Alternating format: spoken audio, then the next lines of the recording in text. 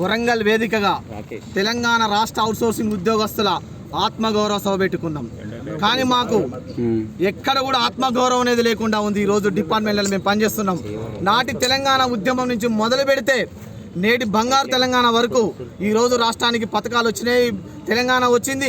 ఏది వచ్చినా కూడా విఆర్ఏ లాంటి వ్యవస్థ, విఆర్ఓలకు ఆర్టీసీ లాంటి వాళ్ళు కూడా న్యాయం జరిగింది. కానీ ఈరోజు అన్యాయానికి గురైంది ఎవరే అంటే రాష్ట్రంలో ఉన్న 1,50,000 మంది అవుట్సోర్సింగ్ ఉద్యోగులకు అన్యాయం జరిగింది.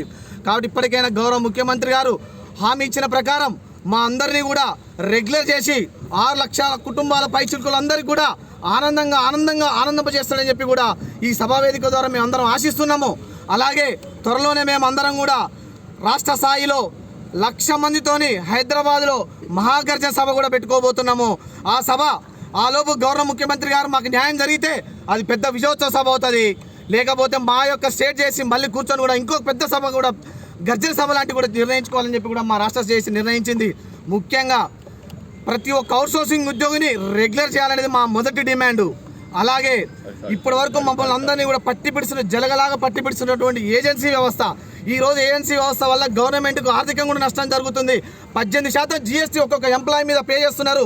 ఒక్కొక్క ఏజెన్సీకి 5% నుంచి 6% కమిషన్ కూడా ఒక్కొక్క ఎంప్లాయీకి ఇస్తున్నారు. ఈరోజు అంత ఆర్థికంగా వెనకబడి ఉంటుంది.